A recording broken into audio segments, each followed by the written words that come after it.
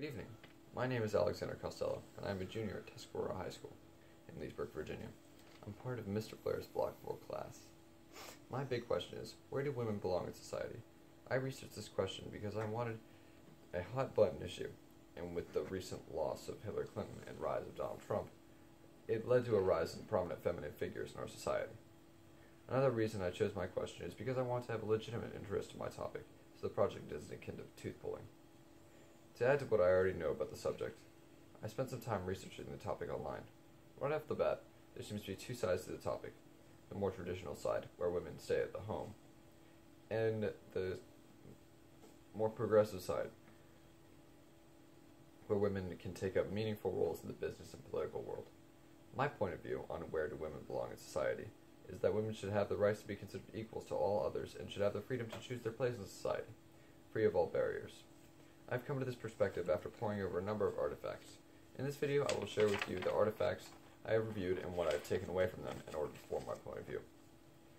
As I read the article entitled, "Women Belong at Home, Not in the Office," written by an attorney named L.D. Hume, despite completely comprehending his argument against women in the workforce, I strongly disagree.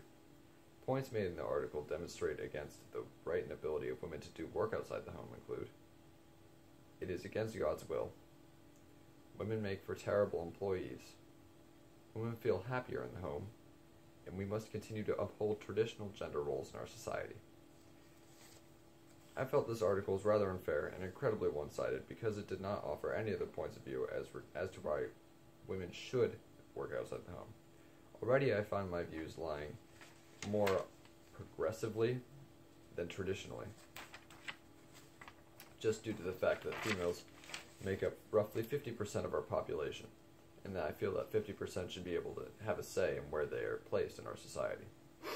Another artifact that I reviewed was a lengthy article posted by an unnamed individual on scienceforums.net called "Do Women Belong in the Kitchen?", which was followed by many responses in that forum. The post states that women entering the workplace creates an air of uncertainty for young people, creating tension between the sexes, leading to higher divorce rates. As well as, one theory of global warming is that it's caused by an increase of women in the workforce, which leads to more cars on the road, which leads to more pollution in the ozone layer, hence global warming. This is followed by another biblical reference, more specific this time.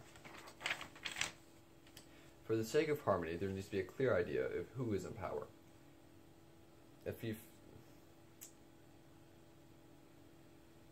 Ephesians 5:22-24 says the following: "Wives, submit to your husbands as to the Lord, for the husband is the head of the wife, as Christ is the head of the church." While some points made in the article may ring true with a small number of insecure men, again, I find this evidence against the case of women's rights to be very lacking of any actual convincing evidence that there is actually something wrong with women holding power in society. This is something I am finding common in many, if not all, articles against gender equality and women's place in society.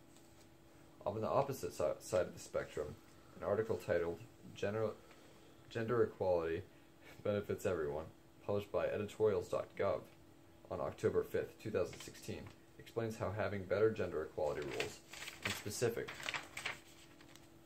allowing women to stay in our labor force and given equal pay, would benefit the United States. According to the United States Ambassador for GWI, Global Women's Issues, Catherine Russell, who cited that women in the workforce with equal tenure and pay would bring the GDP of the USA up to $25 trillion by the end of the year 2025. To me, this argument for women's role in society and in the workplaces equals with men seems less based on false facts and less opinionated and more on the factual side, with the ability to quantify the positive impact women would have. Much better than the previous arguments for traditional women's roles. This article clearly indicates that there would be a significant economic benefit to both the women in the workforce as well as the citizens of the country as a whole, based on tax revenues which can benefit all of society. The article "Gender Equality Benefits Everyone," written by Anika Rahman, published on truthout.org on Tuesday, March 7, 2017, helped me to understand the true importance and focus of women's rights.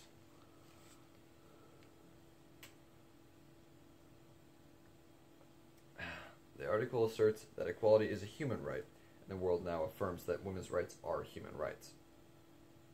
Quoting from the article, acknowledgement of this truth is evident in the 17 global sustainable development goals accepted by 194 governments around the world and endorsed by the UN.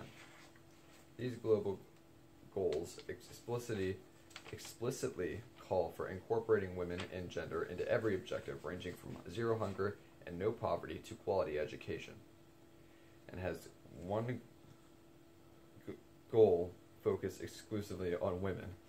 This goal, simply entitled Gender Equality, is a testament to the continuing elusiveness of rights of women and girls.